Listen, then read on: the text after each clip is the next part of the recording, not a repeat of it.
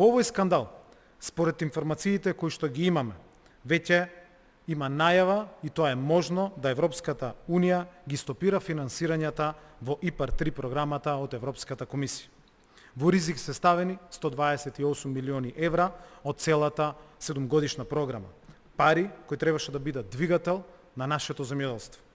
Тоа значи дека нема повеќе нови повици, најавите за новите повици не може да се отворат, нема нови договори кои што ќе бидат склучени, но исто така и нема исплати за проектите кои што тековно се финансираат. Агенцијата е посебна институција која што има посебен менаџмент, посебен управувачко тело кој што работи согласно нивниот план и активности, така да не гледам никаква поврзаност, затоа апелирам дека овој случај треба да се истражи до крај и доколку има одговорност да се делува согласно законот и процедурата.